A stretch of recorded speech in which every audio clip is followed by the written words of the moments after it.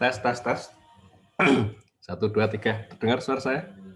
Terdengar, Pak. Terdengar, Pak. Oke. Kita mulai ya. Selamat siang semuanya. Assalamualaikum warahmatullahi wabarakatuh. Waalaikumsalam Warahmatullahi wabarakatuh. Siang, Pak. Siang, Pak. Oke. Gimana keadaan kalian? Sehat ya?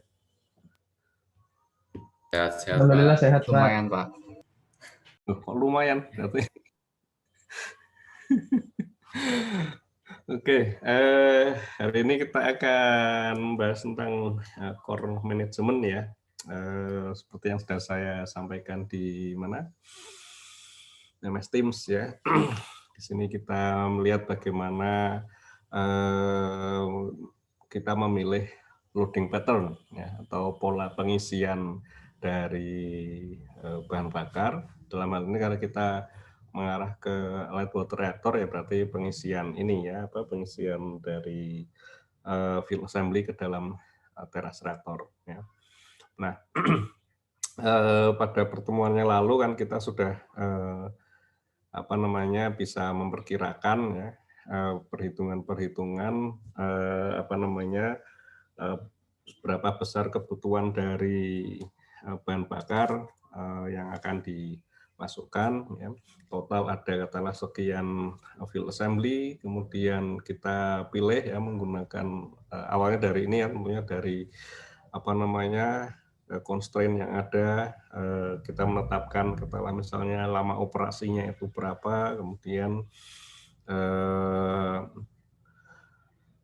berdasarkan linear reactivity model ya kita kemudian menentukan kira-kira berapa region yang akan dipasang ya. Kita akan menggunakan tingkat pengkayaan berapa, tentunya kan ingat ya ada tiga jenis pemilihan yang bisa kita tetapkan ya, misalnya enrichment-nya ya, atau pengkayaannya itu dibuat fix ya, atau discharge burn up-nya ditentukan fix gitu, atau panjang operasinya atau cycle length-nya ditetapkan fix gitu. Nah, dari salah satu dari ketiga itu nanti kan kita bisa menentukan parameter yang lain ya. Nah, kemudian setelah ditetapkan katakanlah akan digunakan 3 region katakanlah atau 4 region gitu pada satu rentang operasi atau satu siklus tertentu. Nah, pertanyaannya kemudian kan 3 region itu bagaimana kita melakukan penyusunannya ya, seperti itu. Nah, jadi sekarang kita masuk ke core management ya. Nah, saya kira Anda sudah sudah melihat video saya ya. Jadi kita bisa lihat secara lebih cepat bagian ini ya. Di sini ada ada 2 objektif utama tentunya yang perlu kita pertimbangkan, yaitu kita menginginkan meminimalkan pemucakan daya atau power peaking. Yang kedua adalah kita ingin memaksimalkan produksi energi siklus. Nah, objektif yang pertama ini tentunya yang diminta oleh badan regulasi. Ya, kalau sini Bapeten itu, Anda harus sebagai operator PLTN ini harus memastikan power peaking-nya itu minimal, ya, tidak boleh lebih dari nilai yang ditetapkan. Nah, gitu. Nah, tentunya sebagai operator atau ini pemilik PLTN ya, atau yang mengoperasikan PLTN ini tentunya harus mematuhi ketentuan yang sudah ditetapkan oleh badan regulasi tersebut. Ya. Tapi di sisi lain, nah ini objektif yang kedua ini kan ini dari sudut pandang operatornya ya, dari sudut pandang tadi yang memilih PLTN-nya tentunya yang diinginkan ya produksi energi siklusnya yang semaksimal mungkin biar pundi-pundi rupiahnya itu jadi banyak kan gitu. Apalagi pada video dari YouTube itu ya, tempat saya share kepada kalian itu.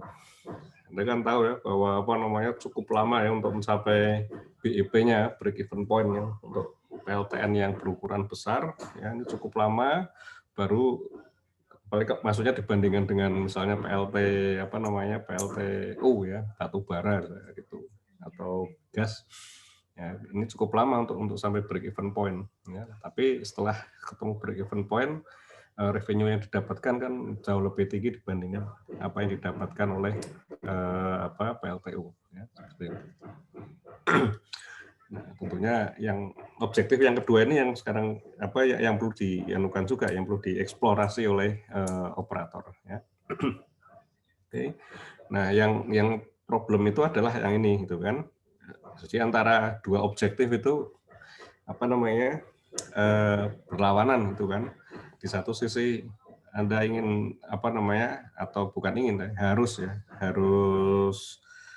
comply, harus mematuhi objektif yang pertama ya, ditetapkan oleh Bapeten itu, tapi di sisi lain Anda tidak bisa menghindari ini, gitu kan. Yang kedua itu. Nah, seperti itu ya. Nah, makanya kan perlu dilakukan optimasi gitu kan antara kedua objektif tersebut. Oke. Cukup jelas ya kalau yang tadi ya. Jelas, Pak. Slide yang ini ada pertanyaan atau tidak?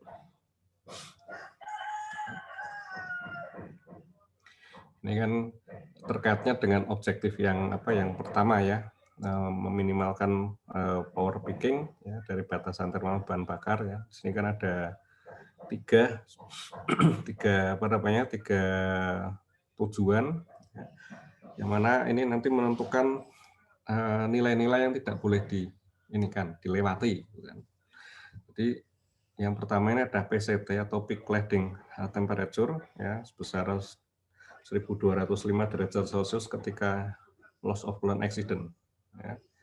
Nah, ini dengan dengan adanya batasan seperti ini maka nilai daya linear maksimumnya ya, Q aksen itu kan berarti daya persatuan panjang ya, ini adalah sebesar 48 kW per meter pada kondisi hot full power ya, kalau terjadi loka. Ya, tentunya kalau pada kondisi operasi normal kan lebih rendah ya, ini suhu suhu kelongsongnya gitu ya. Ini kan jaga-jaga gitu kan. Kalau terjadi loss of coolant maka ini suhu ini tidak boleh terlampaui ya, dan akibatnya di aksennya harus tidak boleh melampaui ini. Kemudian nilai DNB-nya atau dryout ya untuk BWR, DNB untuk PWR, dryout untuk BWR itu juga tidak boleh melampaui nilai ini 29 kW per meter. Ya, jadi Q aksen CHF. Anda masih ingat pengertian ini DNB?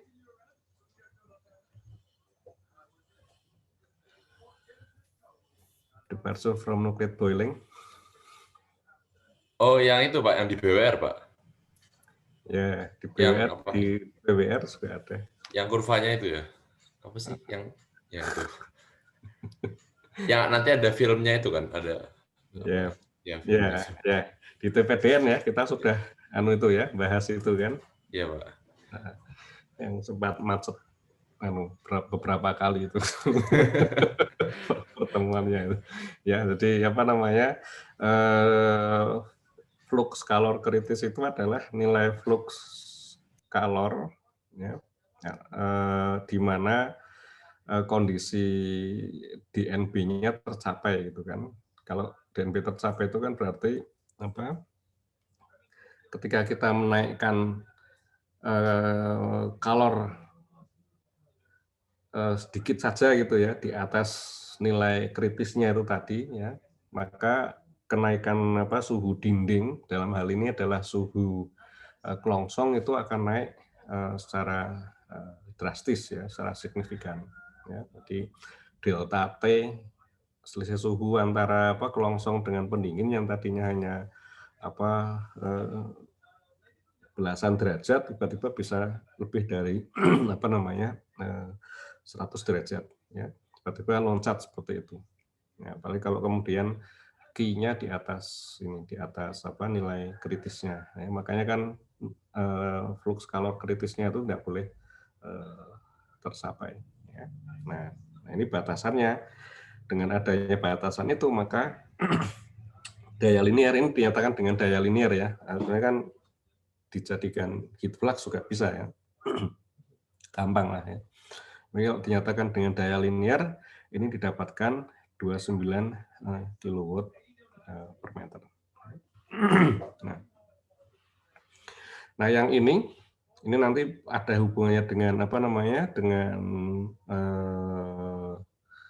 katalah per ininya ya, per apa, per kita nyatakan dengan di pelet ya ininya, yang pertama itu, tapi nanti yang ini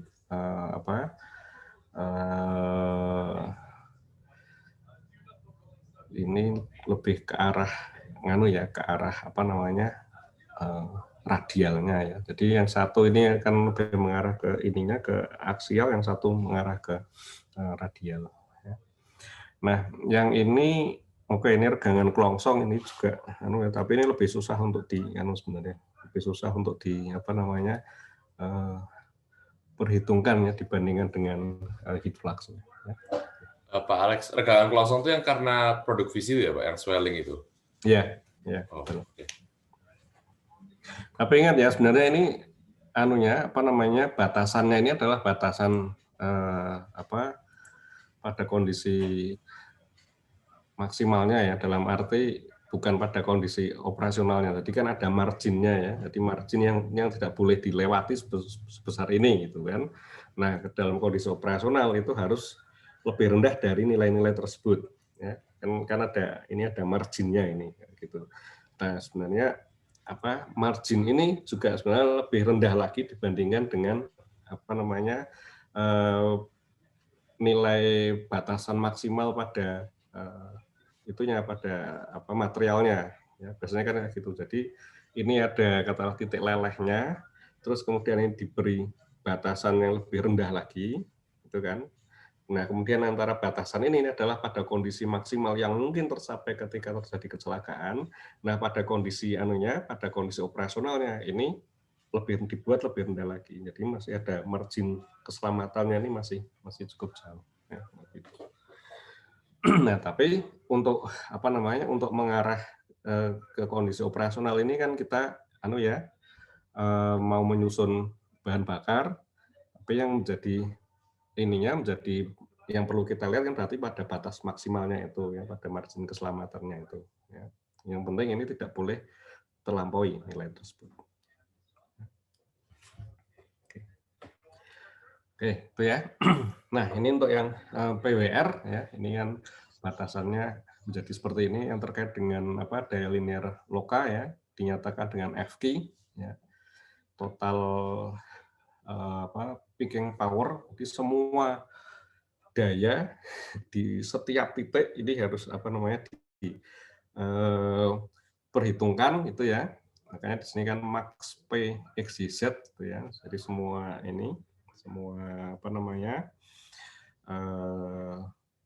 posisi diperhitungkan, yang mana yang akan mendapatkan nilai yang paling besar dibagi dengan daya rata-rata peletnya ya. Atau kalau mau dinyatakan dengan rumusan matematisnya kan menjadi seperti ini ya, nilai FQ. Kemudian untuk yang batasan DNB-nya ini dinyatakan dengan enthalpy rise peaking factor ya, atau F delta H ya. Jadi ini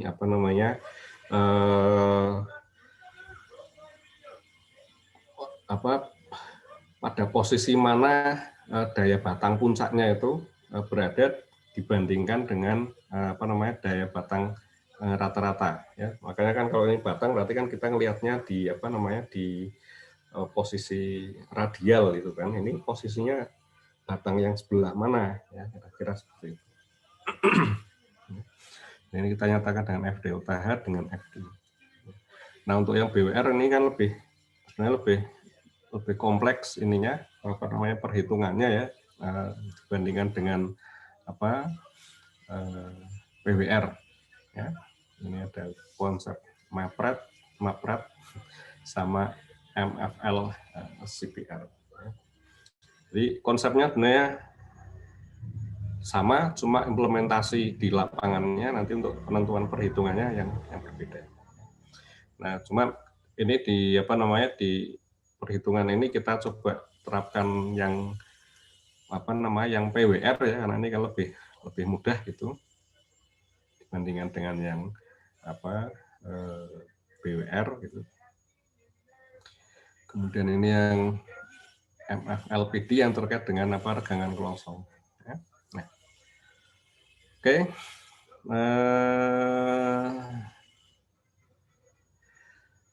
Oke. Nah, oke, sampai sini ada pertanyaan? Nggak ada. Belum ada, Pak. Oke, nah sekarang ini kita lihat ininya ya, daya linear rata-ratanya ya, Ki aksen rata-rata. Ini berarti kan daya per total panjang. Total panjang apa? Pin bahan bakar. Ya, tapi Ki ini daya reaktornya dibagi dengan banyak field assembly, dibagi dengan banyaknya pin atau rod ya, batang per assembly ya, RPA ini dikalikan dengan panjangnya ya. Jadi ini kan menjadi total panjang keseluruhan pin yang ada di reaktor ya. Gitu. Oke. Nah, jadi ini kita menentukan ya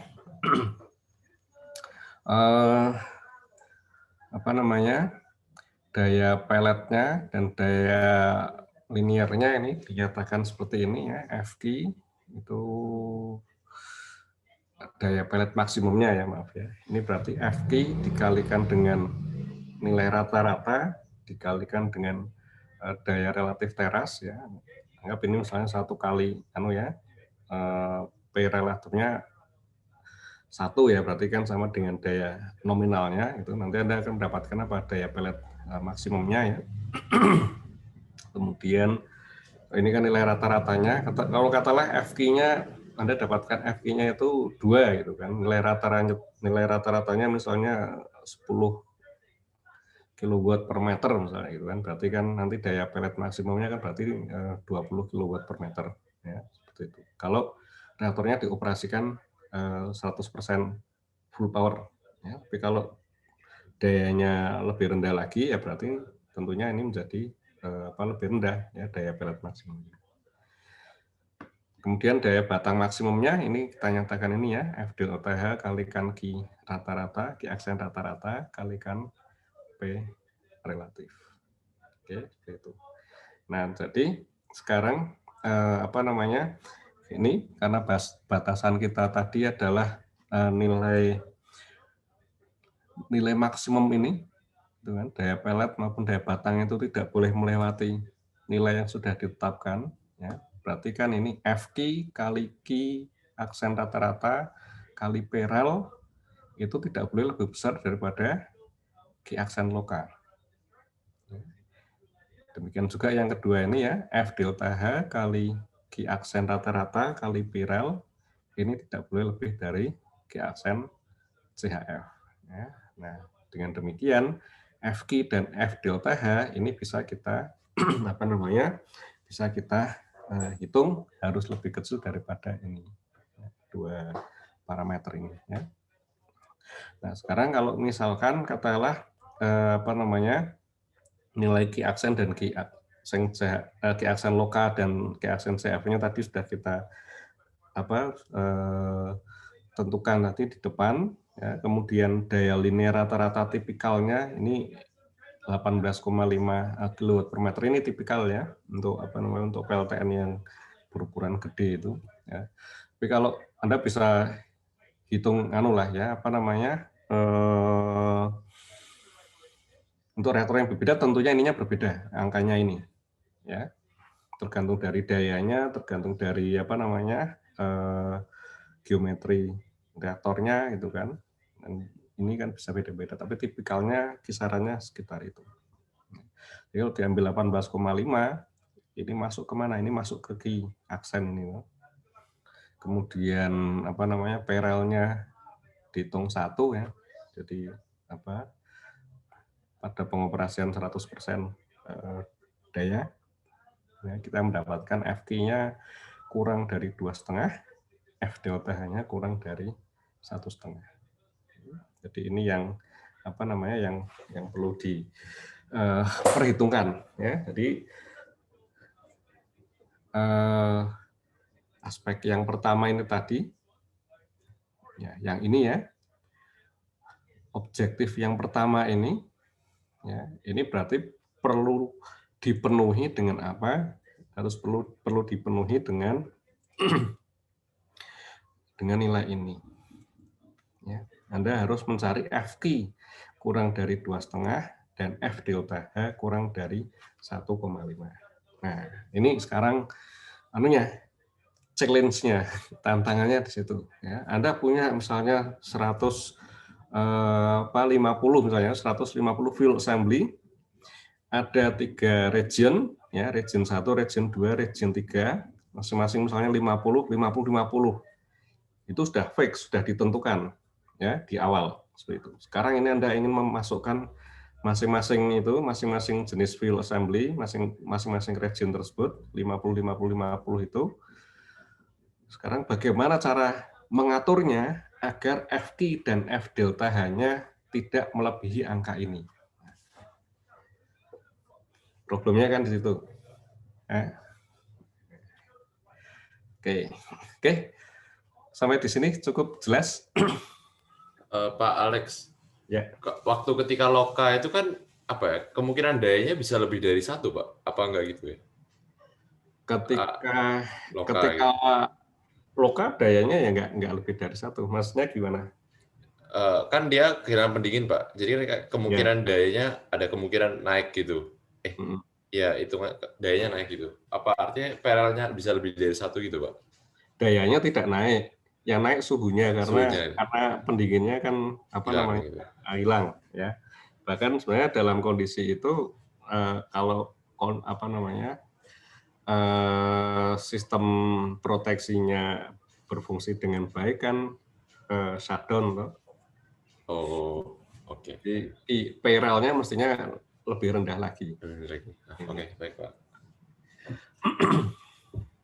Oke, ada lagi yang lain?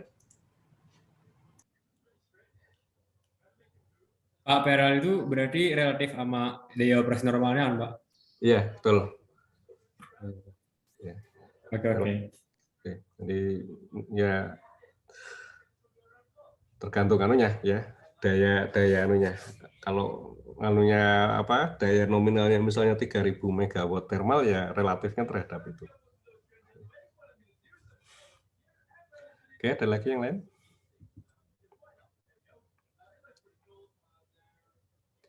Oke, itu ya. Jadi sekarang kita sudah bisa melihat sekarang apa namanya, constraint-nya yang terkait dengan ini tadi ya, batasannya ini ya.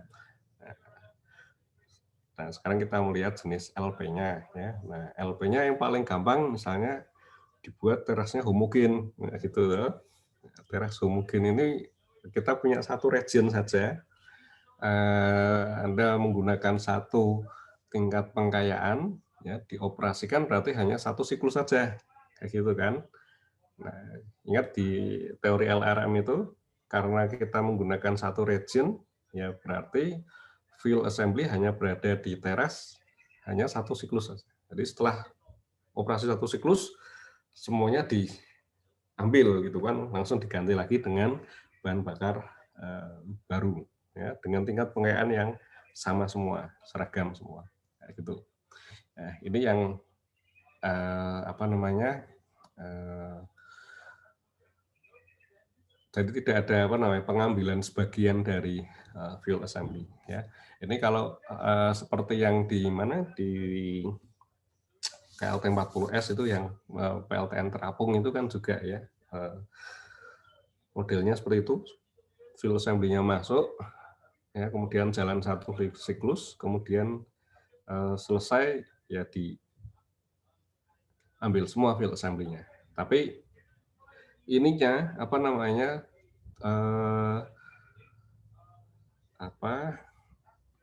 batch-nya itu apa namanya region-nya itu ada apa ya, mungkin agak anu ya, agak beda ya. Jadi ada tiga atau beberapa ada beberapa tingkat pengkayaan, ya udah pokoknya nggak peduli di situ anunya apa namanya, begitu selesai satu field assembly, satu siklus ya semuanya dikeluarkan semua. Ya, itu tidak ada pengisian secara bertahap atau secara ini ya, sebagian dikeluarkan kemudian dimasukkan lagi yang baru ya. Tapi yang ini yang kita contohkan ini homogen itu ya. Jadi hanya ada apa namanya satu region ya, semua sama. Nah, kalau satu region ini solusinya gampang ya.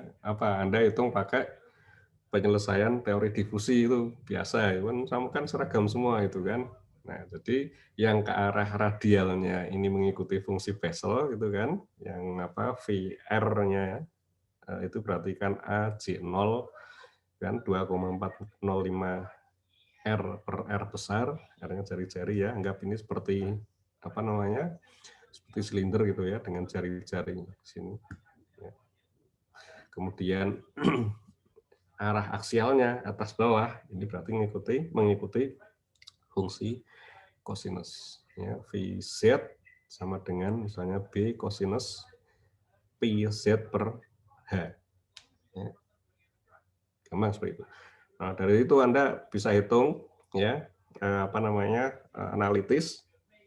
Anda akan mendapatkan nilai FQ-nya 3,63, F delta hanya 2,31. Ya, gitu. Padahal tadi syaratnya berapa? FQ-nya harus kurang dari 2,5, F delta hanya kurang dari 1,5. Gitu kan? Jadi kalau seperti ini apa namanya? Tidak bakalan tercapai syarat batasan termalnya gitu kan. Kecuali reaktornya dioperasikan dengan daya 65% atau Pirelnya ini 0,65, baru ini akan tercapai FQ dan F delta H-nya.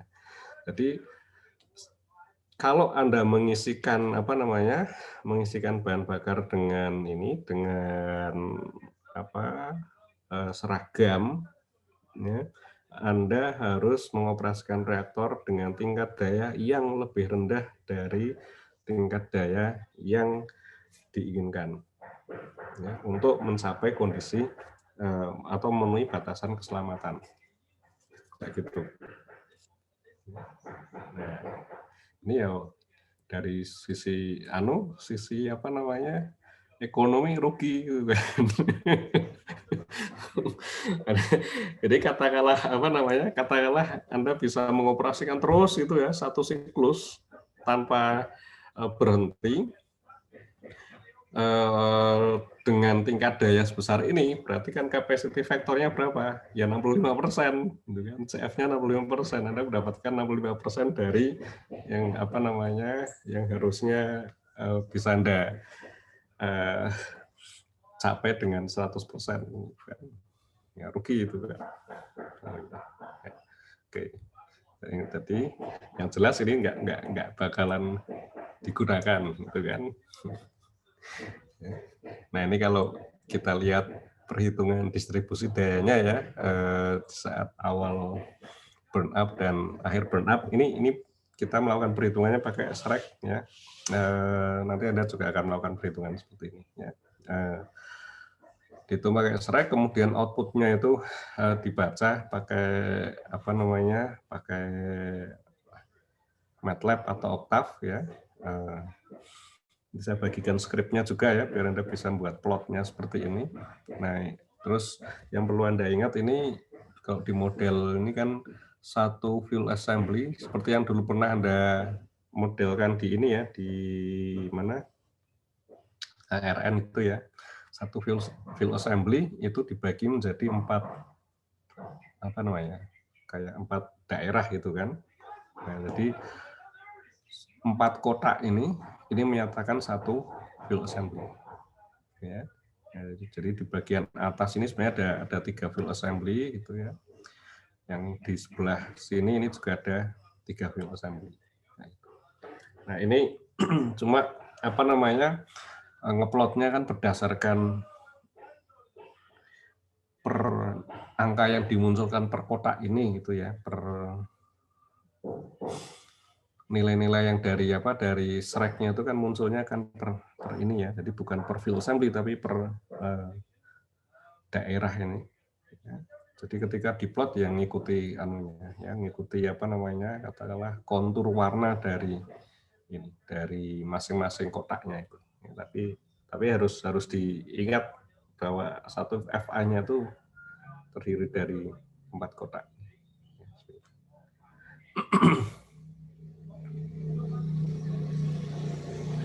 Nah, kalau kita lihat ini nilainya ini kan sudah kita pasang di sekitaran 3,5 ya. Kalau FQ-nya tadi kan 3,63 ya. Jadi ini maksimalnya kita apa namanya disamakan ya, di sekitaran 3,5 atau mungkin 3,63 ya, saya lupa. Mungkin di 3,5 biar bisa muncul angkanya di sini. Kayaknya kalau pakai angka 3,63 kayaknya angkanya nggak muncul ini, yang 3,63-nya ini. Ya. Kayaknya memang sengaja dibuat di 3,5. Lalu Pak bikin skrip sendiri, udah lama. Oke, ini apa namanya? Anda bisa melihat ya, ini kalau seragam, ini mirip seperti teori, bukan?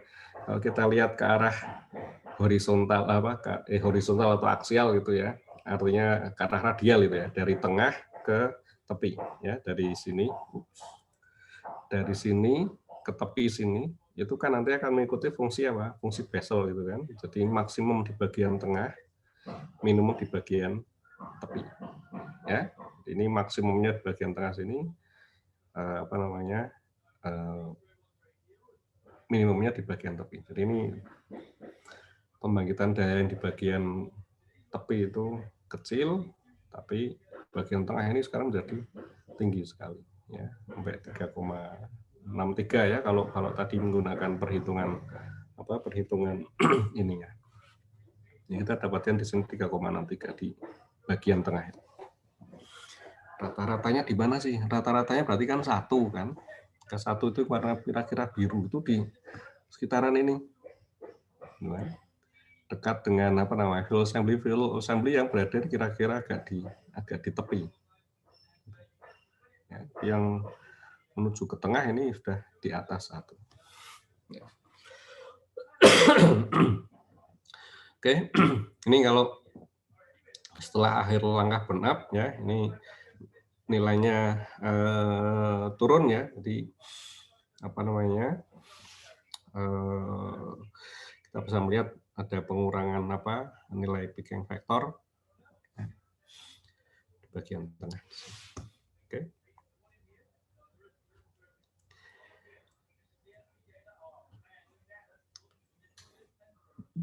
Nah, yang sekarang apa namanya untuk mengatasi ini, gitu kan? Ini kan sekarang dicoba ya. Kita menggunakan apa? Kita menggunakan 3 zona, gitu. 3 zona.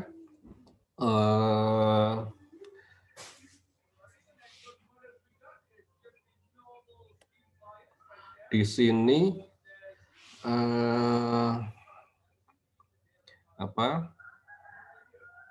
yang berubah apa? Yang bagian tepi ya, ini adalah yang masih fresh ya, jadi yang bahan bakar baru itu ditaruh di tepi semua gitu. Kemudian yang lama itu berada di bagian tengah kan ini ya, dia apa namanya yang katakanlah burn up-nya itu paling tinggi. Jadi kalau burn up-nya paling tinggi ini kan berarti dia sudah sudah pernah dibakar cukup lama ya. Kalau di sini kan dibakar 2 siklus. Jadi Anda mungkin perlu anukan ya. Apa namanya?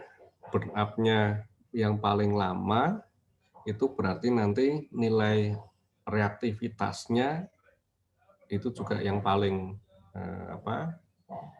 burn up-nya paling lama ini berarti nilai burn up-nya itu tinggi, gitu ya.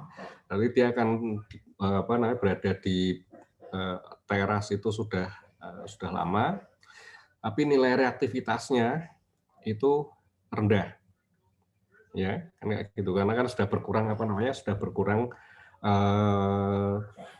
jumlah material fisilnya, ya, makanya ininya. Tadinya ini bisa kita nyatakan katakanlah dengan 2,1%, jadi sudah turun gitu. Oke, maksudnya seperti itu. Nah, kemudian yang di bagian agak tengah ini di antara yang yang baru dengan yang lama ini berarti ini yang intermediate gitu ya, nilai tengahnya ya di antara baru dengan yang lama. Jadi ini dibakar 1 siklus ya, berarti tingkat ininya burn up-nya juga menengah ya.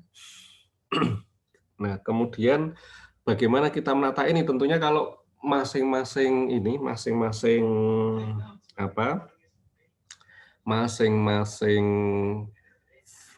fuel assembly itu kan sebenarnya mempunyai nilai burn up yang berbeda-beda. Ya. Jadi tidak sama antara yang satu dengan yang lain, meskipun ini secara gambaran sederhananya ini kita nyatakan ini dengan satu region gitu. Tapi sebenarnya setiap FA itu kan punya nilai burn up masing-masing. Ya. Ingat ya di kuliah yang 2 minggu yang lalu kan kita melihat ada FA burn up itu kan ada burn up cycle, ada burn up di level fuel assembly gitu ya. Nah, ini yang burn up fuel assembly-nya ini beda-beda, tapi bagaimana cara meletakkannya di sini, semakin besar nilai burn up-nya, itu akan ditaruh semakin dekat ke bagian tengah. Ya, seperti itu. Jadi tentunya bagian tengah ini yang mempunyai nilai burn up paling tinggi. Nah, yang di sini ini yang nilai burn up-nya yang paling rendah. Ya, kalau masih fresh fuel ya burn up-nya 0 gitu ya. Nah, itu sebabnya mengapa pada beberapa siklus ya kadang ini kan saya kan pernah bilang ya bahwa kadang ada yang di reinsert gitu ya. Jadi dimasukkan lagi, tadinya sudah dikeluarkan, kemudian pada siklus yang keberapa gitu ya, ini kemudian dimasukkan lagi. Ada satu fuel assembly yang dimasukkan lagi. Nah, yang dimasukkan itu biasanya kadang juga menempati posisi yang paling tengah di sini. Ya, karena itu yang mempunyai burn up yang paling rendah. Nah, karena aturannya seperti ini, ya, maka cara pengambilannya kan berarti digeser-geser gitu kan, digeser yang ini region 1-nya ini dikeluarkan, nanti region 2-nya digeser masuk menuju region 1, yang region 3 ini digeser masuk ke region 2, kemudian bahan bakar baru mengisi ke region 3 di sini. Ya, seperti itu. Nah, hasilnya bagaimana? Hasilnya adalah dari sisi distribusi daya. Nah, ini nilai peaking factor-nya ini sudah turun dibandingkan dengan yang tadi. Ya. Kita bisa melihat di sini kan, ini warnanya tidak semerah atau segelap yang tadi. Ini kan, tadi kan di sini kan. Nah, yang ini kayaknya di sekitaran sini deh, ya, sekitaran 3 di sini. Ini masih tinggi. Ya. Ini sudah lebih lumayan gitu ya dibandingkan dengan apa namanya yang sebelumnya yang seragam. Nah, cuma ini di satu sisi ini kan lebih bagus gitu ya. Tapi ini ada kelemahannya juga. Ya. Cara seperti ini. Kira-kira apa kalau Anda apa namanya bayangkan dari sisi ekonomi netron? Bocor, Pak. Yang baru itu kan fluxatornya besar nanti ngasihin. Terus dia banyak keluar daripada masuk ke dalamnya. Ya. Ya, karena yang di tepi ini kan masih bahan bakar fresh ya. Jadi di sini tentu akan banyak katakanlah sumber netronnya itu kan, nanti akan lebih banyak di sini dibandingkan dengan yang di tengah ini. Jadi akan lebih banyak netron yang bocor keluar. Ya. Nah ini efeknya ini ada dua. Ya. Yang pertama ini terkait dengan ekonomi netron. Ya. Yang kedua terkait dengan apa? Terkait dengan bombardir fast netron terhadap pressure vessel. Ya, yang di bagian tepi sini. Ini kan sebelah luarnya ini kan ada pressure vesselnya kan, ada bejana reaktornya. Nah, dengan cara seperti ini maka akan ada fast netron yang kemudian lepas berinteraksi dengan material dari pressure vessel. Ini akan menyebabkan material pressure vesselnya itu semakin lama menjadi semakin getas. Ya, jadi cepat rusak. Ya, dilakukan loading seperti ini. Oke. Nah, kemudian cara lain, nah, yang ini yang dicoba untuk di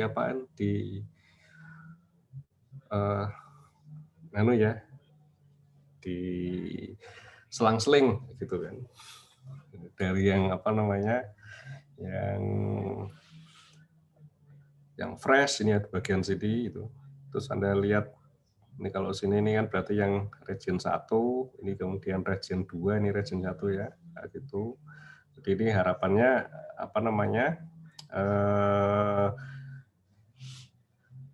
yang di bagian tengah, oh ya saya lupa nyebutnya.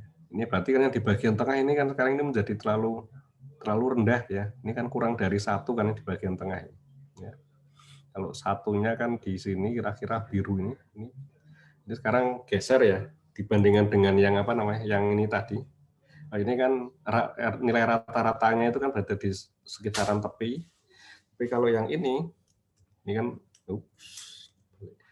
nggak masuk gitu kan, ada di sini. Ya. Jadi yang nilainya di atas 1 itu berarti yang ini agak geser ke tepi. Tapi yang di bagian tengah ini menjadi terlalu rendah. Kayaknya seperti itu. Nah, sekarang kalau dicoba dengan dengan selang-seling, ya gini kan. Apa yang terjadi? Nah, yang terjadi adalah seperti ini. Ya, ini bagian tengahnya ini sudah sudah mulai naik, ya. Tidak lagi minus, ya, bukan minus ya, tapi di bawah 1, ya. Yang di bagian sini di daerah sekitar tepi ini juga tidak tinggi ya, jadi tapi sekarang geser gitu kan, geser ke arah agak ke tengah. Tapi kalau kita lihat ini masih merah, ini masih masih di atas 3 gitu. Nah, ini juga masih kurang gitu kan. Nah, terus sekarang yang ini kan dimodifikasi kan gitu kan, dimodifikasi seperti ini. Nah, ini modified scatter ya, ini yang fresh fill-nya di bagian tepi ya, tapi yang di bagian tengahnya ini yang diselang-seling. Nah, gitu. Ya. Nah, kalau seperti ini kan berarti sekarang seperti ada ada semacam donor ya, donor dari donor netron dari bahan bakar yang berdampingan ini ya. yang reaktivitasnya lebih tinggi itu akan memberikan kelebihan neutronnya ke field assembly di sebelahnya yang reaktivitasnya lebih rendah. Ya. Jadi dengan demikian diharapkan nanti pembangkitan dayanya itu bisa seragam di bagian di bagian tengah. Nah, kayak gitu. Nah ini Fq dan F delta H-nya ini di bawah ini kan, di bawah batasan termalnya tadi ya, di bawah berapa 2,5 sama 1,5. Jadi ini oke ya Fp-nya. Kemudian dilihat dari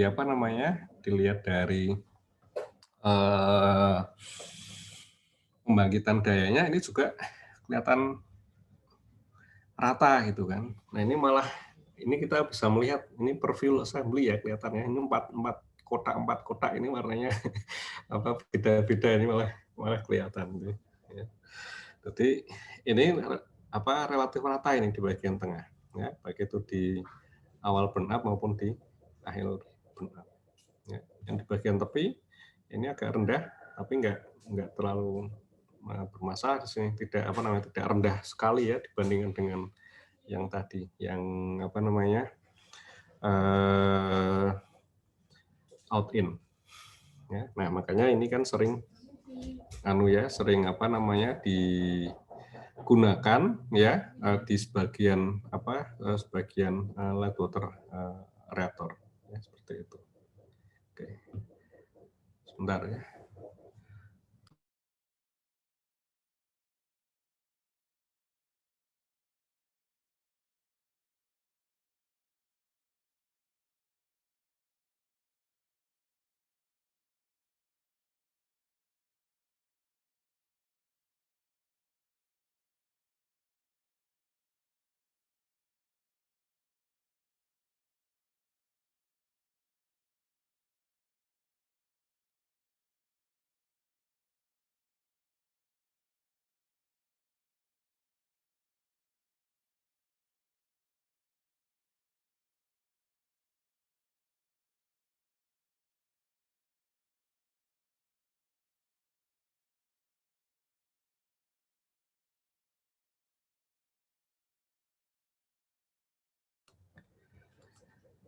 Oke, maaf ada paket datang.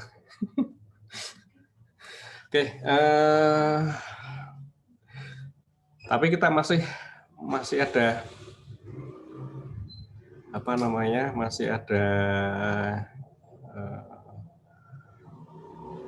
problem ya sebenarnya di sini di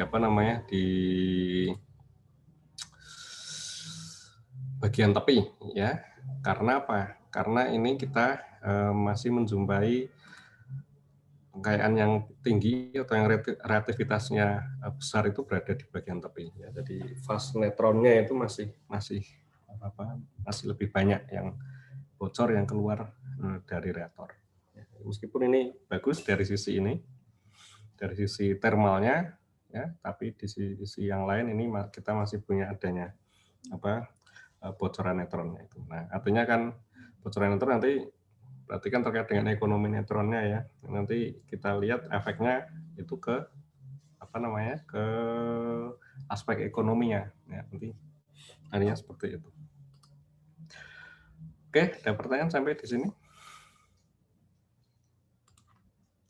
Oh, Pak, ini jadi bentuk yang modified scatter ini salah satu yang bagus gitu artinya. Tapi masih ada lagi yang bentuk lain mungkin yang bisa ya. Jadi kan ini diterapkan di sebagian besar LWR ya, ini bayangan seperti ini ya. Artinya kalau memang ini salah satu tujuannya ya adalah untuk memenuhi memenuhi persyaratan thermal ini tadi Fq dan F delta H, maka ini yang tentunya akan dipilih ya, seperti itu. Tapi kan ada aspek lain itu kan. Ini umumnya digunakan seperti ini, tapi ada aspek lain yang perlu diperhitungkan juga. Ya gitu.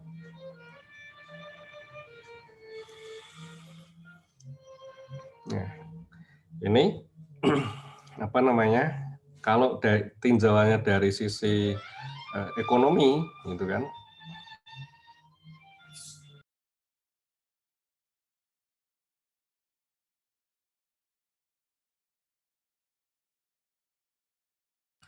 Oke, kalau tinjauannya dari sisi ekonomi, berarti kan kita harus memanfaatkan semaksimal mungkin neutron yang ada di reaktor. Ya, karena itu nanti akan apa? Produksi energi dalam satu siklusnya ini berarti nanti akan maksimal juga. Ya. Artinya kita harus mengurangi bocoran neutron. Kayak gitu. Nah, kalau mengurangi bocoran neutron, berarti ininya harus dibalik. Ya, kalau kita menggunakan 3 region, tadi kan apa out in gitu kan, ini dibalik, yang apa namanya, yang pengkayaannya tinggi ditaruh di tengah, yang pengkayaannya rendah itu taruh di luar. Ya, tapi tentu saja efeknya jadi seperti ini, gitu kan, nilai apa PPF-nya ini jadi tinggi gitu kan. Bagian tengah ini ya wajar kan ya, Anda menaruh apa namanya, menaruh ini tadi, menaruh material dengan pengkayaannya tinggi di bagian tengah ya, tentunya nanti di situ akan menimbulkan apa, pembangkitan kalori yang sangat tinggi di tengah itu. Tapi Anda mendapatkan apa? Mendapatkan produksi energi yang maksimal. Ya. Leakage-nya sangat sedikit, ya makanya kita disebut sebagai very low leakage, ya, kayak gitu. Nah ini kan kayak saya sebutkan di awal, ada 2 objektif, tapi ini saling bertentangan, ya kan? Objektif yang ditetapkan dari regulatory body, ya mungkin nanti akan mengarah ke sini. Tapi kalau objektifnya Anda yang atau apa namanya operator yang ingin diterapkan, pokoknya saya ingin mendapatkan keuntungan sebesar mungkin, ya dia akan menerapkan seperti ini, dengan. Tapi ini akan terlewati,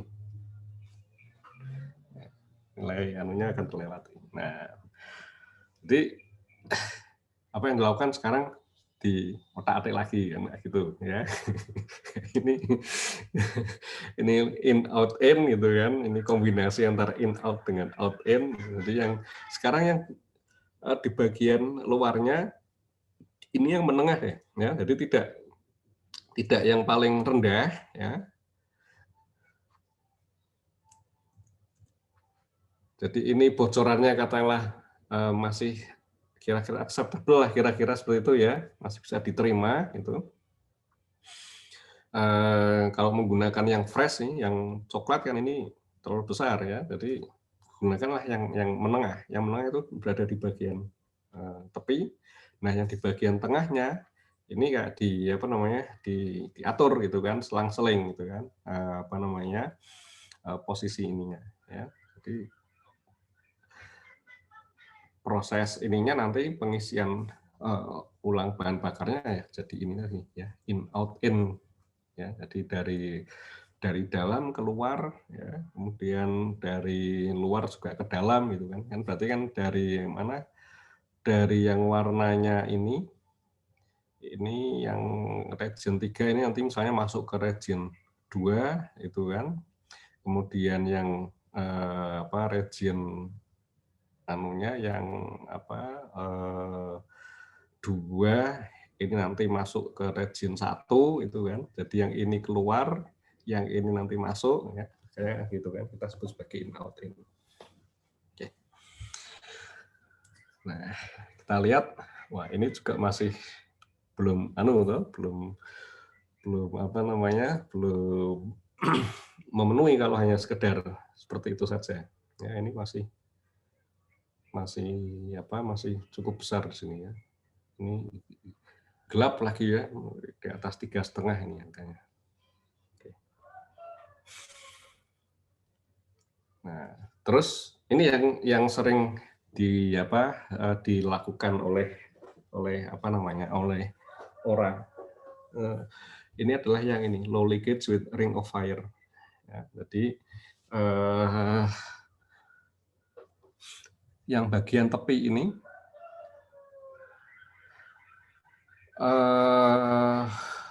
apa namanya, tidak sepenuhnya seperti ini ya, tidak sepenuhnya yang region 2 yang ya, tapi ini diberi juga sebagian dengan region 1 ya. Terutama kalau Anda perhatikan ini daerah-daerah yang posisinya itu mempunyai bocoran yang tinggi. Jadi misalnya ini E ini ya. E ini kan ada dua sisi ya. Dua sisi yang apa? Yang terkena dengan terkena dengan apa namanya? Pendingin ya. Kalau yang F ini kan yang terkait dengan pendinginnya kan hanya satu sisi ya, yang di sebelah sini ya, yang tiga sisi lainnya bertemu dengan apa namanya fuel assembly tetangganya ya. Jadi neutron yang dihasilkan dari sini kan bisa masuk ke sana, bisa masuk ke sini, bisa masuk ke sini gitu kan. Tapi kalau yang ini dari E ini neutron yang keluar ke sana kan bocor itu kan, lolos. Ini juga lolos ya. Jadi posisi E, posisi C, posisi B, posisi A ini diisi oleh region 1. Ya, karena apa? Karena kita ingin memperkecil bocorannya. Jadi yang ditaruh di situ adalah yang pengkayaannya rendah atau yang burn up-nya paling tinggi. Oke, jadi 4 posisi penting di sini. Itu ya. Nah, yang di sini ini juga apa namanya? Diberikan region yang rendah gitu ya. Karena apa? Karena nanti di bagian tengah ini nanti akan diberi apa namanya? Akan ada yang di selang-seling itu ya antara yang region 2 dengan region 3. Jadi di sini fungsinya nanti akan sebagai apa namanya? Sebagai akseptor neutron dari yang tingkat pengkayaannya lebih tinggi. Ya, di samping tentunya di sini akan mempunyai tingkat bocoran yang lebih rendah. Ya, kayak gitu. Nah, kemudian yang apa namanya? Yang paling reaktif ya, yang reaktivitasnya paling tinggi atau nilai burn up-nya rendah itu ditaruh 1 atau 2 batch assembly dari tepi teras ya, seperti ini ya, yang warna coklat-coklat ini ditaruh di apa namanya ini kira-kira kan 1 batch ya, satu batch dari apa namanya tepi gitu kan, ini juga 1 batch dari tepi, kita melihatnya seperti itu. Jadi yang bagian tepi-tepi ini kemudian diisi dengan yang apa namanya region 3. Ya. Jadi ini nanti akan membentuk semacam apa ya, daerah yang mempunyai reaktivitas yang tinggi, yang mana dia akan memberikan donor neutron kepada fuel assembly di sekitarnya. Ya, seperti itu. Kemudian sisanya ya ini antara yang paling reaktif dengan yang tidak reaktif ya, ini nanti akan diselang-seling ya bagian ini. Kira-kira seperti itu gambarnya. Jadi konsepnya itu adalah yang ini dulu ya, yang bocorannya ini yang tertinggi ini taruh pengkayaannya rendah ya. Kemudian jadi ini basisnya kira-kira seperti ini gitu ya. Awalnya seperti ini dulu. Ya. Tapi kemudian yang di ujung-ujung ini ya E, C, B dan A ini ya, ini kemudian diberi dengan diberi dengan region 1. Kemudian yang ini juga diberi region 1 karena karena di bagian ini nanti akan ada donor dari region 3 ya. Nah, region 3-nya itu sendiri dia akan ditaruh sekitar 1 atau 2 batch dari bagian tepi. Jadi seperti itu. Cara berpikirnya seperti itu. Nah, ternyata kita bisa melihat di sini penggunaan ini istilahnya tuh L3P ya, low leakage loading pattern ya, yang semacam ini with ring of fire gitu. Ini nih bocorannya ini bisa rendah Ya, kemudian ini apa? Puncak dayanya ini juga tidak tinggi. Ya, kalau Anda lihat di sini, ini kan kisarannya kan di sekitar sini kan warnanya ini. Nah, ini apa namanya? Mungkin di 2,5-an kurang gitu kan. Puncaknya di situ. Jadi ini kan masih apa namanya? Masih memenuhi persyaratan FQ itu tadi. Ya, jadi ini dari sisi termalnya ini masih terpenuhi, ya. Kemudian dari sisi bocoran ini juga terpenuhi. Ya. Jadi untuk reaktor-reaktor yang apa namanya yang baru itu sekarang lebih banyak mengarah ke tipe L3P ini. Ya, namanya seperti itu.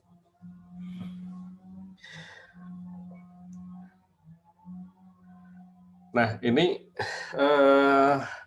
apa namanya? Saya akan coba tunjukkan ya, ada apa namanya? Ada dulu kajian ya, kajian di ini sih di Ringhouse ya, yang di PLTN-nya Swedia waktu saya masih di sana juga ya. Saya coba yang ini, saya ganti share PDF expert. Ya. Oke. Nah, di sini ya, apa namanya? Penggunaan istilahnya itu SFA ya. Shielding Fuel Assembly. Ya, jadi shielding fuel assembly ini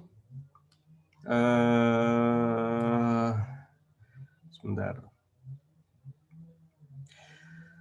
Tujuannya itu apa? Ingin mencegah bombardir fast neutron atau neutron cepat ke ini, ke mana? Ke bejana, ya, ke pressure vessel.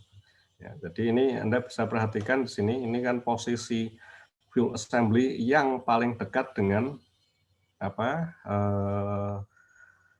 Pressure vessel, ya, dengan bejana. Ya, jadi Anda bisa bayangkan, ya, ini kalau tadi katakanlah Anda menggunakan tingkat pengkayaan yang tinggi di bagian ini, okay, maka akan banyak neutron cepat yang kemudian membombardir bejana ini. Ya. Oke, tapi tadi masalahnya kalau kita apa namanya kita gunakan yang very low leakage, gitu kan, yang di sininya yang pengkayaannya yang terkecil, ya, efeknya apa? Efeknya bagian tengahnya akan memberikan tingkat daya yang lebih tinggi, itu kan, terlalu tinggi yang di bagian mana. Karena seperti itu. Nah, ini kan berarti Anda kalau apa katakanlah sebagai misalnya fuel manager atau fuel engineer kan harus memperhitungkan faktor-faktor semacam ini kan. Tidak hanya dari aspek ini, tidak hanya dari aspek apa namanya tadi thermal, ekonomi, tapi ini juga ada problem lah nanti dengan pressure vessel, ya kayak gitu. Nah, ini kemudian apa yang dilakukan? Yang dilakukan itu adalah mengganti ya 12 fuel assembly ini. Jadi ini kan ada, karena ini akan simetri ya. Jadi yang bagian ini, yang ini 3, kemudian nanti di bagian ini akan sebelah, katakanlah ini utara, barat, gitu, timur itu ya, timur ini ada 3, kemudian yang selatan ini yang bawah ini ada 3 lagi, yang barat ini ada 3 lagi, berarti kan total 12. Nah, 12 fuel assembly ini kemudian diganti dengan shielding assembly, shielding fuel assembly atau SFA. Ya. Nah, desainnya seperti apa? Desainnya seperti ini. Ya. Jadi di bagian ini yang warna hijau ini diganti tidak diisi dengan bahan bakar, tapi diisi dengan steel, baja. Ya. Ini isinya ini baja semua. Ya. Gitu. Kemudian ininya apa namanya? Tingkat pengkayaan di sini ini juga divariasikan ya. Jadi yang di sini ini adalah apa namanya 0,2% U235. Ya, jadi ini berarti kan depleted uranium ya. Kalau uranium alam kan 0,7 ya 0,7%. Nah, ini 0,2%. Ya, berarti kan lebih rendah daripada tingkat apa namanya kandungan U235 di alam. Ya, ini kan yang diambil dari mana? Diambil dari apa? Diambil dari proses pengkayaan itu kan. Kalau Anda ingat di kuliah apa namanya PPBBN mungkin ya. Ini kan di proses ini cascade itu kan, ini feed-nya, kemudian yang keluar ini apa namanya masuk ke stage berikutnya ini yang dengan pengkayaannya lebih tinggi. Nah, yang pengkayaannya lebih rendah dia akan turun ke bawah kemudian diarahkan ke stage yang sebelumnya ya. Prosesnya kan seperti itu ya, bertingkat seperti itu. Nah, yang ini yang hasil akhirnya itu kan ada tail-nya, ada apa ya sisanya itu ya. Tail itu ekor ya. Tail-nya itu kan berarti depleted uranium ya. Uranium yang apa namanya yang persentase U235-nya lebih rendah daripada U235 apa uranium alam ya. Jadi ini digunakan 0,2% U235. Nah, dengan menggunakan ini yang lebih rendah berarti apa? Berarti produksi neutron di sini juga lebih rendah. Itu kan? Neutron cepat yang dihasilkan ini tidak tinggi. Yang di sini ini adalah 1%. Ya, Anda masih tetap harus membangkitkan membangkitkan daya kan di dalam satu fuel assembly tersebut. Tapi Anda tidak bisa memberikan memberikan nilai yang besar di sini seperti halnya pada fuel assembly standar. Ya, standar tadi kan 2% ke atas gitu kan. Ya bisa, kenapa? Karena di sini tujuan dari SFA adalah untuk mengurangi fast neutron. Ya, kayak gitu. Jadi ini masih tetap membangkitkan, tapi lebih rendah. Jadi di sini digunakan 1% pengkayaan. Ya. Nah, ini sebenarnya bisa divariasikan di sini gitu ya. Berapa ininya, berapa lapis SFA yang bisa digunakan gitu untuk mengurangi fast neutronnya. Ya, seperti itu. Nah, efeknya bagaimana? Ya, efeknya seperti ini. Jadi kalau perhitungannya menghitung fluensi neutron, ya, ini sebagai fungsi dari azimut, ya, berarti kan ini ya azimut 0 derajat itu katakanlah yang ini ya azimut 0 derajat gitu. Kemudian azimut 90 ya berarti ke sana gitu ya. Ini kan muternya ke arah kiri ya, jadi 0, 90-nya ke sana, 180, 270 gitu ya. Jadi ini intinya anggap ke sini sampai ke samping sana. Gitu ya. Nah, yang 0 derajat ini fluensinya paling tinggi. Oke. Kayak gitu kan. Kayak gini ini yang paling tinggi, yang tadi paling posisinya paling dekat. Kemudian yang paling rendah itu adalah yang 45 derajat. Ya. Jadi yang kira-kira sama aja ya karena simetri ya. Berarti kan yang di sini ini kan. Ini memberikan fluensi neutron yang paling rendah. Oke. Kemudian berikutnya lagi ya tentunya yang di sini ya, yang 90 derajat atau 270 ini juga yang paling dekat. Ya, jadi kita bisa melihat grafiknya kira-kira seperti ini ya, teksret gitu kan, turun ya, kemudian naik lagi maksimal. Nah, kalau digunakan shielding assembly bagaimana? Anda bisa melihat di sini, ternyata fluensi neutron cepat ini bisa dikurangi ya, ditekan ya, ini tadinya dari 10 pangkat 18 ini menjadi berapa nih 4,5 kali 10 pangkat 17 ya.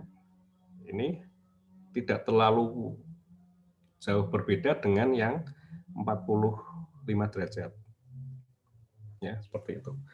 Nah, ini saya juga mau tunjukkan juga kakak tingkat Anda dulu waktu ngambil kuliah KRN kan pakai ya, pakai skill ya. Ini waktu melakukan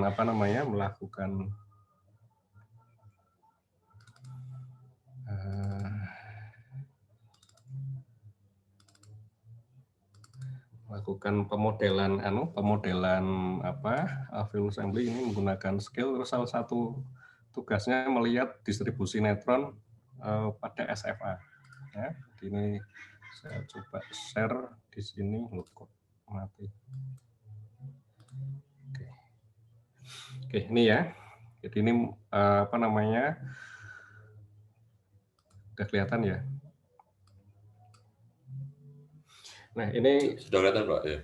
Oke, yang sebelah kiri ini adalah distribusi flux pada grup 1. Ini kalau tidak salah perhitungan untuk 3 grup ya. Jadi grup energi cepat, menengah, sama thermal ya. Jadi ini yang grup 1 yang cepat ya. Ini untuk yang fuel assembly standar seperti ini. Kita bisa melihat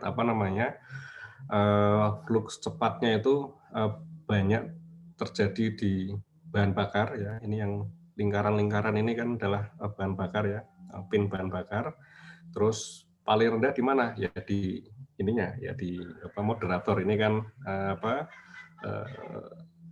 gate thimble-nya ya, gate thimble sama instrumentation thimble ya. Ini yang nilainya rendah ya di sini. Nah, ini contoh kemudian diberikan SFA. SFA-nya itu, nah ini ya, ini model SFA-nya. Ini yang sisi sebelah 90 derajat ya, berarti sebelah barat ya. Ini ini tidak sama persis sih seperti yang tadi ya. Jadi tingkat ininya masih sama, tingkat pengkayaannya masih sama seperti standar, cuma 5 baris atau 5 kolom ya. Terserah lah mau baris atau tergantung orientasinya. Tapi 5 lapisan ini diisi dengan steel rod ya, batang baja ya, seperti itu. Nah, ini ya shielded fuel. Oke. Tapi ininya masih sama seperti sama seperti pengkayaannya masih sama seperti standar yang warna kuning itu ya. Dan tidak sama seperti yang contoh tadi itu. Nah, ternyata kita bisa melihat di sini ya. Ini yang di sebelah kiri yang isinya baja itu. Ini fluxnya ini minimal ya, rendah sekali di sini. Oke, ini 2,8 kali 10 pangkat minus 2. Ini bahkan lebih rendah dibandingkan dengan flux neutron cepat yang ada di fuel assembly standar di bagian thimble ya, gate thimble ini kan 5,63 ya. Nah, ini sudah 2,8, jadi jauh lebih rendah di situ. Tapi flux neutron cepatnya ini akan terakumulasi di sebelah kanan di sini. Ya ini masih wajar gitu ya kita mendapatkan bentuk semacam ini karena kita tidak menggunakan tingkat pengkayaan yang berbeda, yang lebih rendah dibandingkan dengan yang standar ya, seperti itu. Jadi kita lihat efeknya seperti ini. Nah, artinya dengan menggunakan steel itu tadi, ini kita bisa mengurangi fast neutron yang kemudian akan menumbuk menuju ke mana, ke ini ya, ke bejana reaktor ya. Nah, ini kemudian saya lanjut lagi ya ke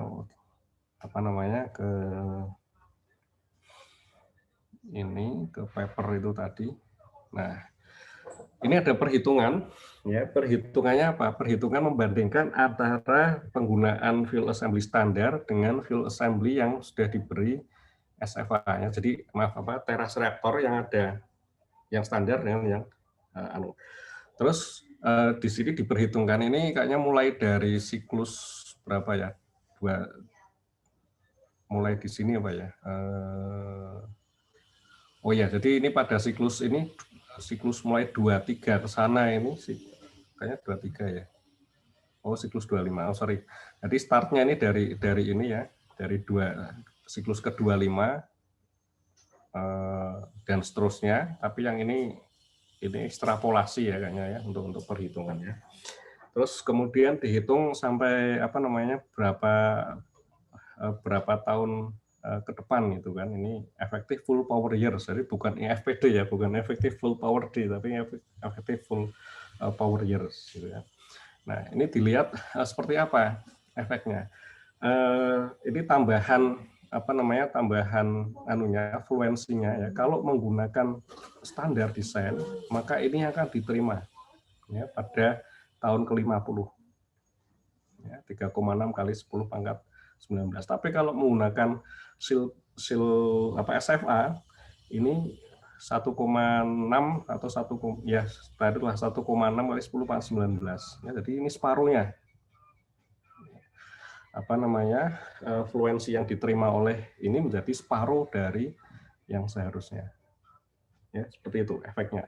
Nah, di sini dikatakan ya kalau digunakan digunakan SFA, maka pressure vessel-nya artinya ini bisa di-extend sampai penggunaannya lebih dari 50 tahun.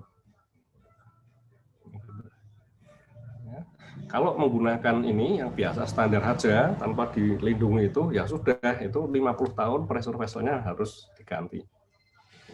Ini investasi kan?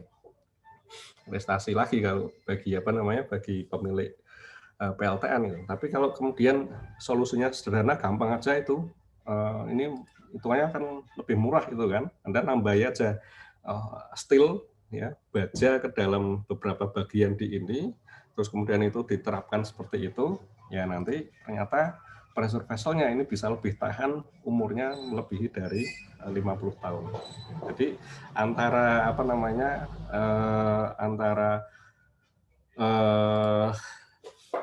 cost yang Anda gunakan untuk mengganti SFA itu, mengganti fuel assembly dengan SFA ini tentunya lebih rendah dibandingkan dengan Anda mengganti bejana pada tahun ke-50. Ya, seperti itu. Nah, ini salah satu cara ya untuk katakanlah mengurangi bocoran sih sebenarnya ya.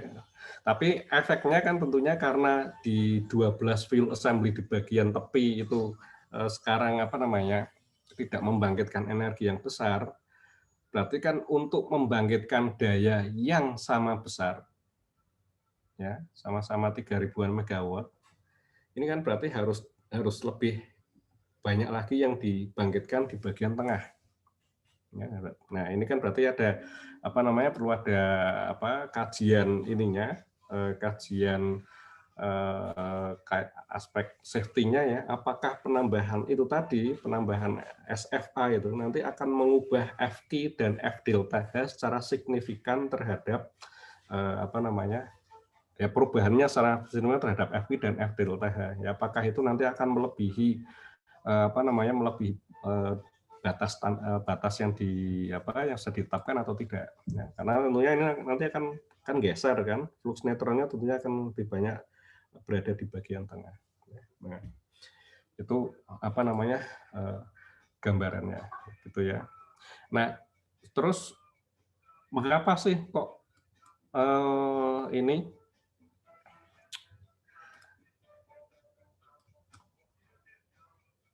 melakukan kegiatan pemilihan loading pattern ini menjadi sangat penting gitu kan, sangat krusial gitu kan. Nah, kita mungkin perlu juga melihat ini mana ini. Ini contoh juga. Nah, ini ya. Ini Vattenfall ini tadi ya, ini. Nah, ini Vattenfall. Vattenfall itu perusahaan kayak PLN-nya Swedia itu ya. Vattenfall itu yang punya Ringhals, ini reaktornya mana nih? Ya, ini reaktor Ringhals itu ya, reaktor Ringhals. Yang punya Ringhals itu. ini menggunakan apa namanya, menggunakan code ya. Yang digunakan bukan Vattenfall-nya sih, tapi apa namanya, meminta energi ini Belanda ini ya, energi apa untuk apa melakukan perhitungan optimasi fuel assembly ya. Jadi Vattenfall itu apa melakukan perhitungan sendiri untuk melakukan optimasi ini ya, apa pada satu siklus tertentu itu ya, si ini katakannya semacam konsultan itu ya, melakukan perhitungan menggunakan apa? Menggunakan code yang yang dibuat oleh mereka yang disebut sebagai ROSA. Nah, ternyata ini kan dengan reaktornya ini Ringhals 2 sampai 4. Nah, ini sudah spot reaktor semua. Nah, ternyata di sini yang cukup menarik adalah dengan menggunakan apa namanya software yang mereka susun itu, mereka bisa mendapatkan penambahan apa namanya burn up-nya ini sebesar 1,5%. Ya, 1,5% itu berapa? Ini kalau kita lihat di sini 1,5% itu kira-kira ini 0,6 MWD per kilogram atau 600 MWD per ton. Ya, 600 MWD per ton itu. Ini kok kelihatannya nggak terlalu gede ya, tambahan 600 MWD per ton. Tapi penambahan 600 MWD per ton itu memberikan cost saving untuk bahan bakarnya itu sebesar €0,5 juta per siklus, per cycle. Ini kalau saya konversi, ini tadi saya hitung ya, 500.000 itu sama dengan kira-kira 8,7 miliar rupiah per siklus. Ya, ini sudah lumayan loh ini. Anda hanya ngotak-ngatik posisi, ya, geser sana, geser sini, Anda mendapatkan tambahan 8,5 miliar. Ya, nah, makanya ini penting sekali ya apa namanya masalah in-core management itu seperti itu.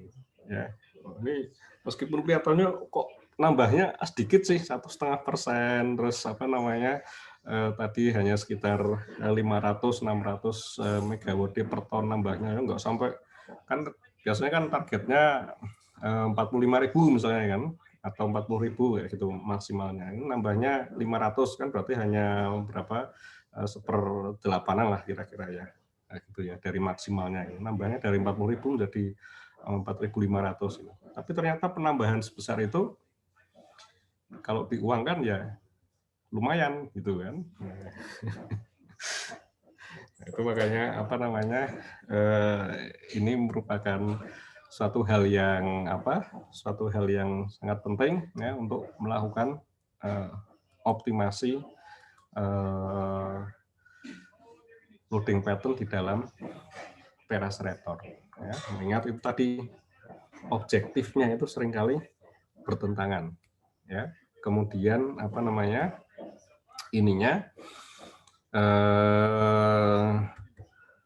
kemungkinan untuk melakukan pengaturan posisi itu juga banyak ininya ya,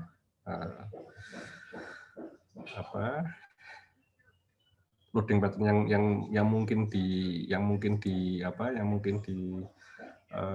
susun itu kan banyak kemungkinannya.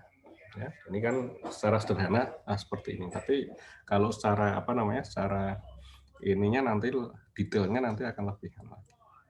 Nah, nanti mungkin kita untuk pertemuan ke depan kita akan coba lihat melihat sedikit lah ya tentang optimasi fuel assembly. Ya, gitu. Oke, nah ini sekedar contoh ya penggunaan checkerboard loading pattern ya. Nah ini kan yang lampau ya, yang lama-lama kan banyak yang menggunakan checkerboard ini. Ya, kalau yang sekarang lebih mengarah ke mengarah ke ini L3P. Nah, tapi nanti menggunakan menggunakan code atau software untuk optimasi, kemudian dengan algoritma yang lebih canggih lagi, nanti mungkin bisa ditemukan loading pattern yang lebih menguntungkan ya dibandingkan dengan yang L3P ini. Seperti itu. Nah, ini sekedar contoh saja ya. Ini biasanya apa yang kita lihat kalau kita melihat di referensi gitu ya. Ini sebenarnya standar sih ya, PWR 3250 MW thermal. Di sini ada 3 region ya, region 1, 2, 3, ini tingkat pengkayaannya seperti ini ya, 2,25, 2,8, 3,3 ya. Kemudian di sini ada beberapa yang berisi dengan burnable poison gitu. Nah, kemudian kita lihat di sini nih siklus 1 ya. Siklus 1 itu adalah yang pertama kali gitu kan. Yang di sini, nah mungkin yang perlu Anda perhatikan adalah yang ini ya, kuncinya ini ya. Nah, ini ada assembly number ya, 1AA misalnya seperti ini. Ini adalah ID-nya, nomor kode dari field assembly-nya. Ya. Kemudian berikutnya ini adalah BOC burn up pada saat awal siklus. Kemudian yang baris ketiga ini adalah EOC burn up. Ya. Kemudian ini nilai relative power pada saat BOC.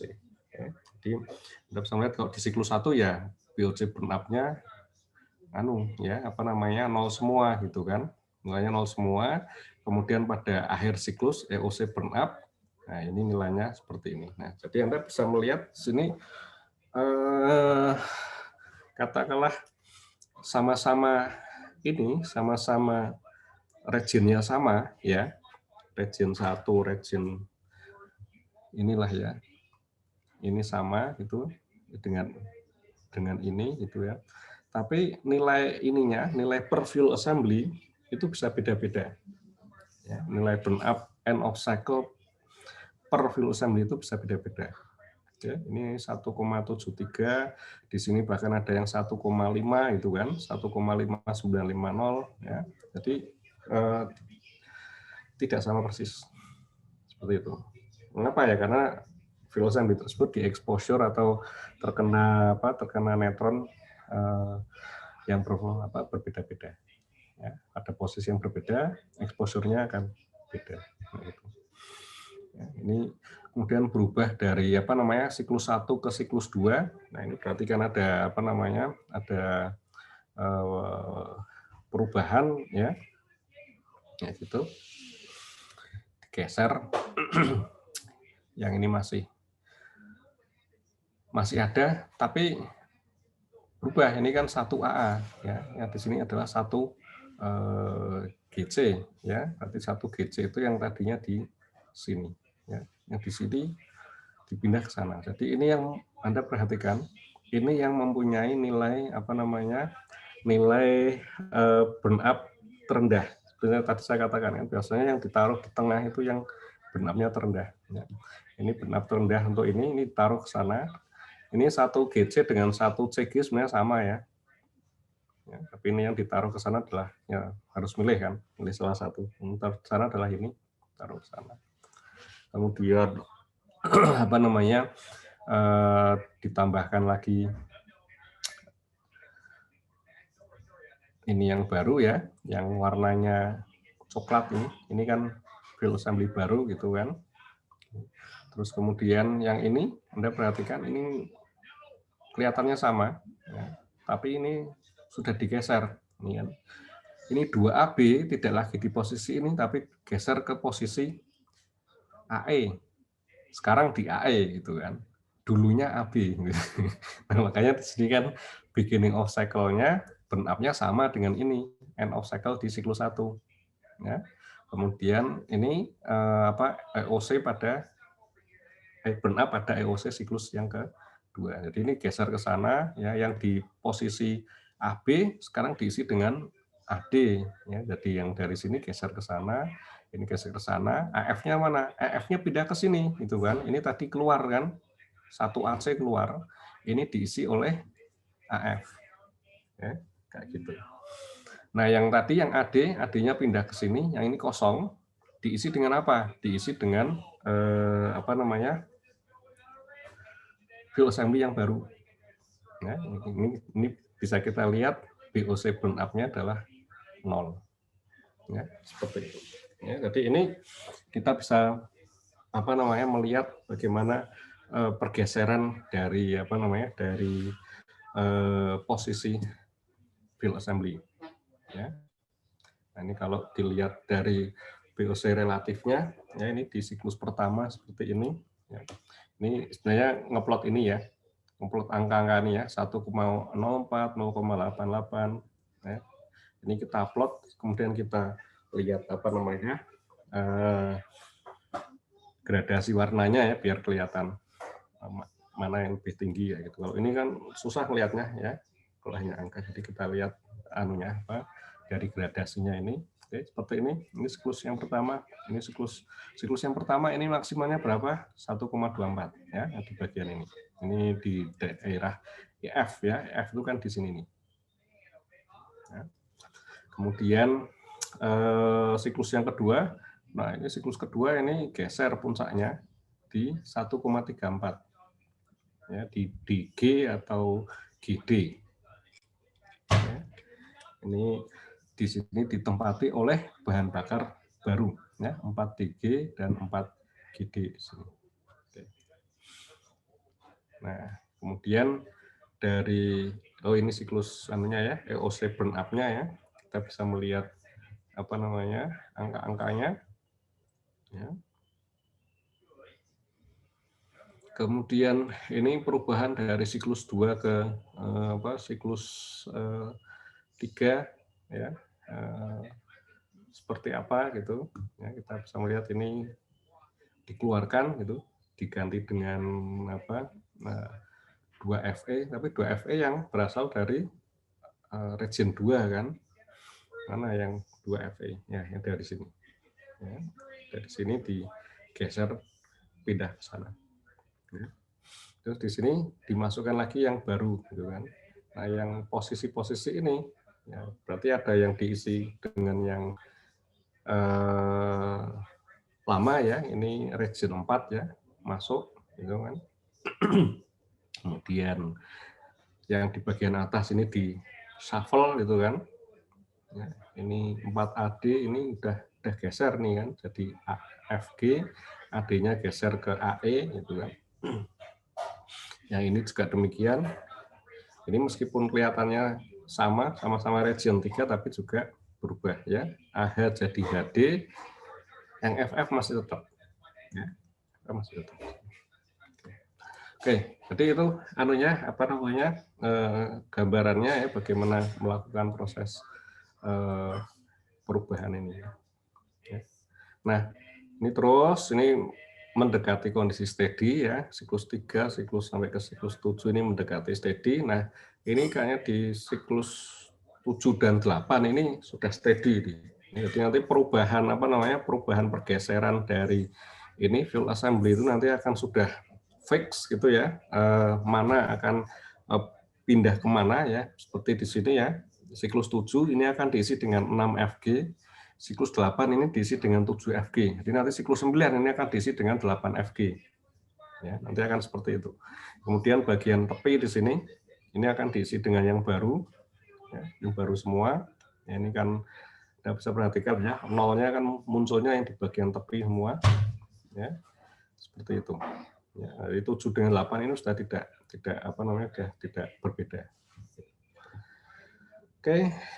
Ini nih 8AH, ini 9AH, 7GB, 8GB. Ya, jadi kalaupun nanti akan digeser, nanti juga akan mengikuti pola yang sama. Seperti itu. Nah, memang kelihatannya ini ya, apa namanya? Kelihatannya kan secara teoritis kita itu katakanlah mengeluarkan sepertiga dari ini kan, mengeluarkan sepertiga dari teras, kemudian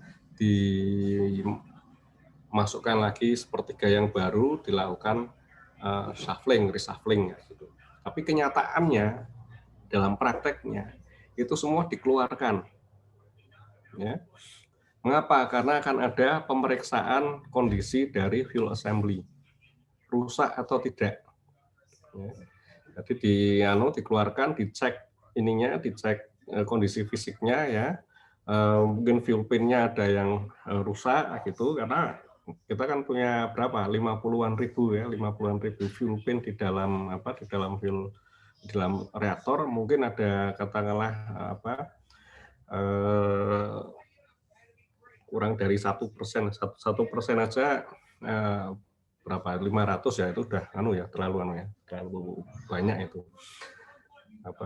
Setelah ada 50 misalnya, 50 fuel assembly itu kan 0,1% ya, 0,1% itu udah 50 itu kan berarti kan harus fuel assembly-nya kan harus dikeluarkan, harus diganti dengan yang baru ya, diganti dengan bahan bakar yang baru ya, atau mungkin diambil reinsert dari siklus sebelumnya, tapi dengan nilai burn up yang hampir sama, itu kemudian dimasukkan lagi ya, untuk menggantikan bahan bakar atau fuel assembly yang rusak. Jadi prakteknya seperti itu ya, kelihatannya dikeluarkan sepertiga saja, kemudian dilakukan reshuffling ya, tapi kenyataannya tidak seperti itu. Nah, kemudian ini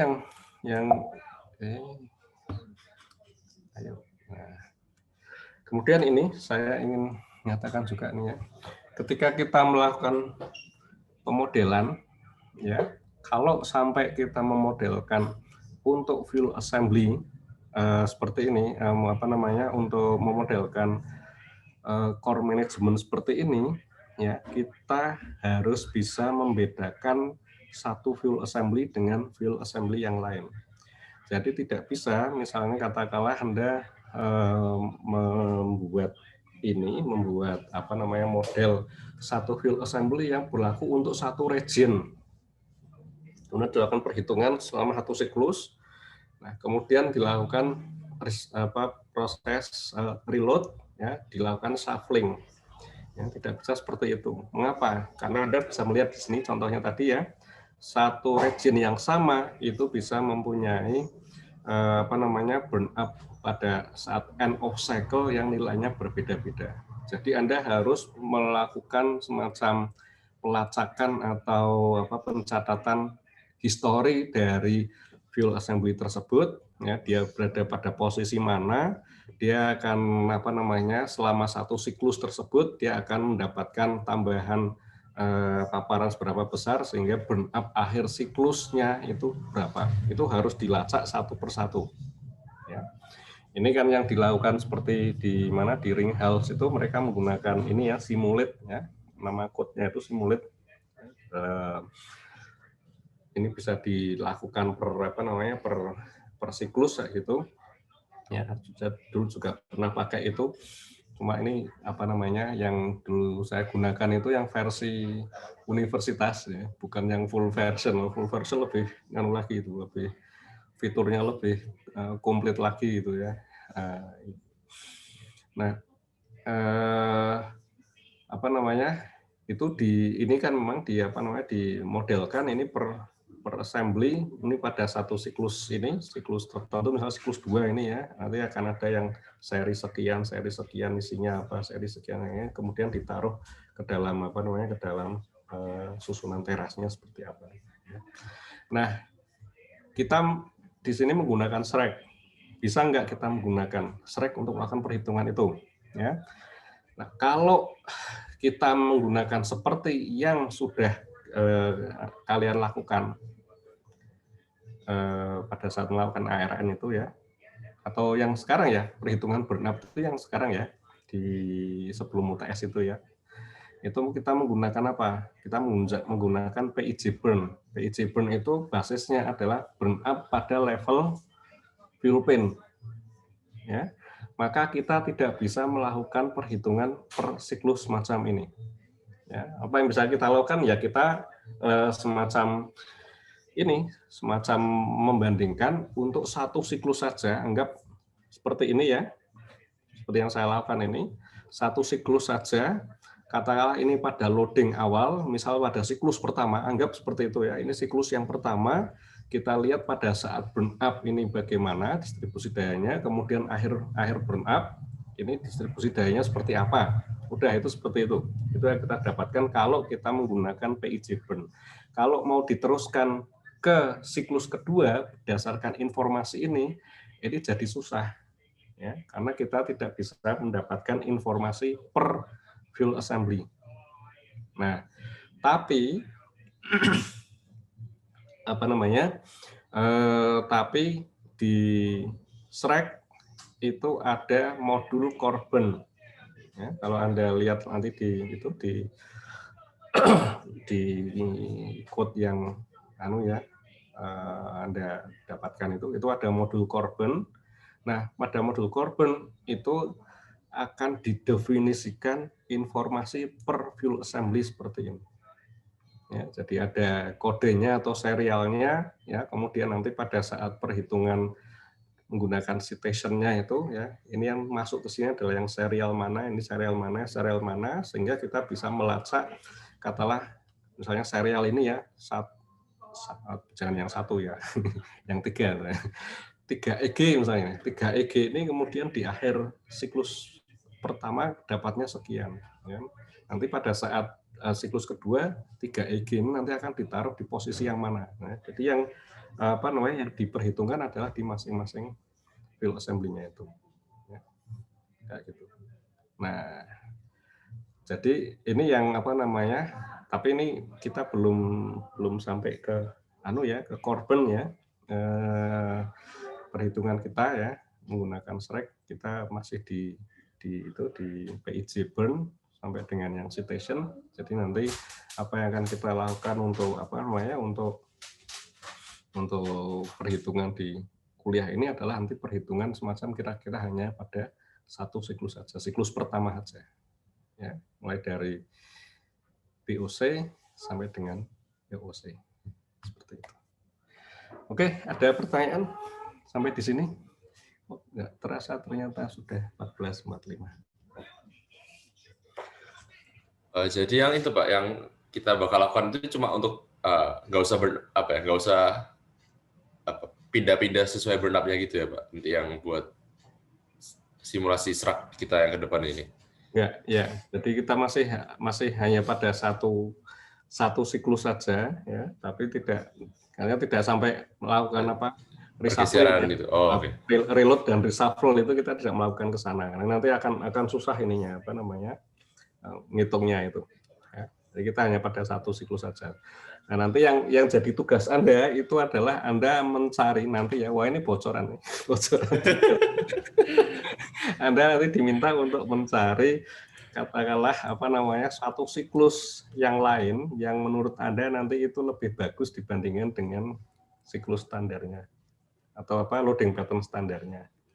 Ya, jadi nanti challenge-nya di situ. Ya, kira-kira susunannya akan seperti apa sih ininya? Ya, gitu. Ya. Tapi hanya pada siklus pertama aja gitu kan. Tidak lanjut ke siklus yang berikutnya. Ya, gitu. Oke Pak. Oke, ada lagi yang lain?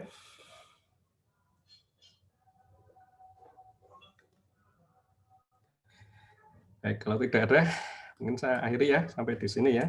Mudah-mudahan ini sudah cukup jelas bagi Anda ya. Oke, pertemuan ke depan. Oh, pertemuan depan ya?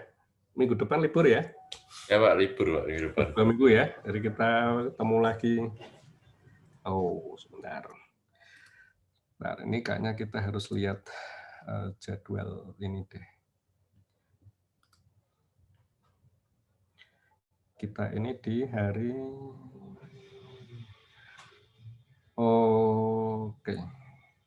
Oke, yang minggu depan itu tidak ada, tapi yang Selasa depannya lagi itu yang libur ya, tanggal 1 Juni ya. Hari lahir Pancasila ya. Oke, nanti kita bertemu lagi nanti setelah libur 2 minggu ya, mungkin kita akan membahas sedikit tentang optimasi, ya sedikit saja, ya, karena ini materinya kalau mau dikaji ya mungkin 1 semester sendiri juga bisa masalah optimasi. Ya, jadi kita lihat sekilas gitu, terus termasuk mungkin apa yang bisa dilakukan pada saat melakukan optimasi. Ya. Oke, terima kasih atas perhatian dari kalian. Saya akhiri sampai di sini. Selamat sore. Wassalamualaikum warahmatullahi wabarakatuh. Waalaikumsalam warahmatullahi wabarakatuh. Terima kasih, Terima kasih Pak. banyak Pak Alex. Pak. Selamat liburan Pak Pak, Alex. tadi Ya. itu belum sempat absensi, Pak. Oke, sebentar. Siapa ya yang belum absensi? Saya Zilzian, Pak.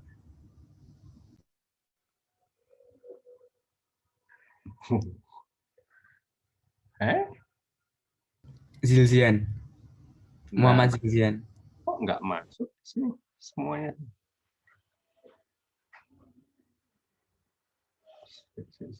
Ini hari Selasa tanggal 8 ya?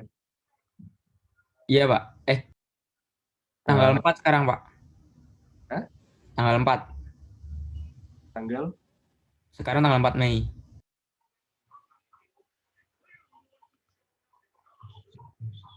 Selasa tanggal 4 Mei. Oh iya. Oke. Ya.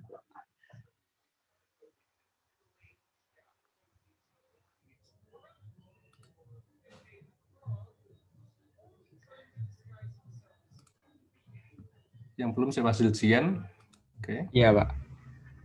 Bukhari ini juga belum masuk. Sydney masuk nggak tadi ya? Tadi tidak terlihat, Pak. Oh, nggak terlihat. Oke, makasih. Ya, ini Makasih, sudah Pak. ya.